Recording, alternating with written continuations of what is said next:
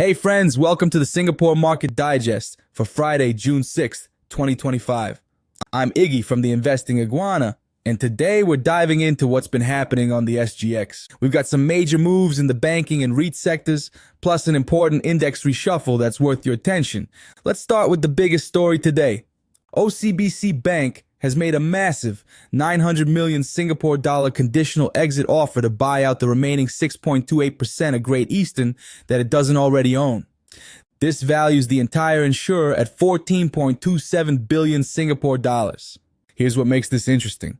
OCBC is offering $30.15 per share, which represents a hefty 17.8% premium compared to their previous bid of $25.60 back in May 2024. That earlier attempt was for an 11.56% stake. So OCBC has clearly been patient and strategic about gaining full control. The timing is crucial here. Great Eastern has been suspended from trading for 11 months, which has left shareholders in limbo. OCBC says this offer came at the request of Great Eastern and aims to provide shareholders with an exit at a fair and reasonable price while resolving the trading suspension. For context, OCBC already owns the vast majority of Great Eastern, making this a natural consolidation move. The bank's shares ended Thursday flat at $16.23, suggesting the market had already priced in some expectation of this development. Now let's talk about a significant change coming to Singapore's benchmark index. Keppel DC Real Estate Investment Trust is getting promoted to the Straits Times Index, replacing Hong Kong-based conglomerate Jardine Cycle and Carriage following the quarterly review by FTSE Russell. This is a big deal for Keppel DC REIT. Being part of the STI means increased visibility, potential inflows from index funds, and recognition as one of Singapore's top 30 companies by market cap. The REIT's units closed 2 cents higher at $2.19 on Thursday, up 0.9%, even before this announcement. On the flip side, Jardine Cycle and Carriage will be dropping out of the main index. Their shares closed 8 cents lower at $23.85, down 0.3% on Thursday. While this might seem like bad news, remember that index inclusion and exclusion often reflect market cap changes rather than fundamental business performance. Here's where it gets interesting. As Keppel DC REIT moves up to the main STI, Netlink NBN Trust will take its place on the STI reserve list. This reserve list consists of the 5 highest-ranking non-constituents by market cap, essentially the next-in-line companies. Netlink NBN Trust shares ended Thursday half a cent lower at 86.5 cents, down 0.6%. But don't read too much into that small move. Being on the reserve list positions the internet service provider well for potential future inclusion in the main index. The reserve list also includes CapitaLand, Ascot Trust, and Comfort Delgro, among others. These companies are essentially the backup players, ready to step up if any current STI constituents become ineligible due to corporate actions. These moves reflect the dynamic nature of Singapore's market.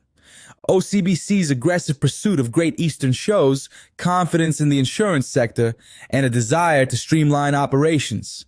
For OCBC shareholders, full ownership of Great Eastern could mean better integration and potentially improved returns. The STI reshuffle highlights how market caps shift over time. Keppel DC REIT's promotion reflects the growing importance of data centers and digital infrastructure in our economy. This sector has been hot globally, and Singapore's position as a regional tech hub makes data center REITs particularly attractive. For retail investors, these changes remind us to stay alert to structural shifts in the market. Index changes can create buying and selling pressure as funds rebalance their portfolios. When a stock gets added to a major index, like the STI, passive funds that track the index must buy shares, which can drive up demand and prices. Similarly, when a stock gets removed from an index, these same funds must sell their holdings, which can create downward pressure. Smart investors often try to anticipate these moves and position themselves accordingly. The data center sector deserves special attention here. With artificial intelligence and cloud computing driving massive demand for data storage and processing power, companies like Keppel DC REIT are sitting in a sweet spot. Singapore's strategic location between major Asian markets makes it an ideal hub for data centers serving the region. Looking at the broader market context, these corporate actions are happening against the backdrop of continued interest in Singapore as a financial and technology hub.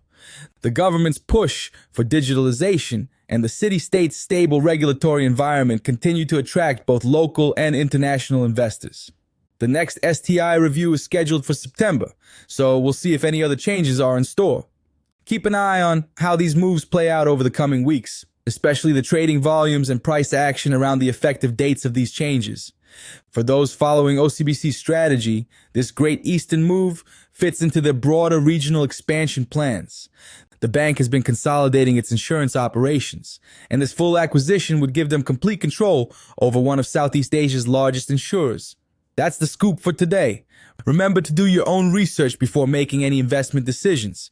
These market moves can create opportunities, but they also come with risks. Stay informed, stay cautious, and always consider your own financial situation before making any investment choices. This is Iggy from the Investing Iguana, signing off.